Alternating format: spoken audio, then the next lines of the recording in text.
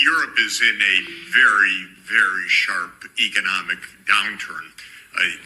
The sharp decline of output and living standards also shows up as a rise of prices, but the main fact is that the European economy is getting hammered by the sudden cutoff of energy, and now to make it definitive, the destruction of the Nord Stream pipeline, which I would bet was a U.S.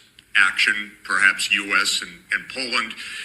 This is right, Jeff, we got to speculation. stop there. That's quite a statement as well. Why do you feel Absolutely. that was a U.S. action? What evidence do you have of that? Well, first of all, there's direct radar evidence that U.S. Helicopters, military helicopters that are normally based in Gdansk, were circling over this area. We also had the threats from the United States earlier in this year that one way or another, we are going to end Nord Stream. We also have a remarkable statement by Secretary Blinken last Friday in a press conference. He says, this is also a tremendous opportunity.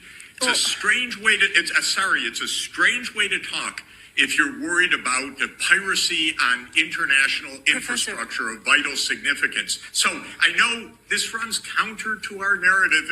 You're not allowed to say these things in the West. But the fact of the matter is, all over the world, when I talk to people, they think the U.S. did it.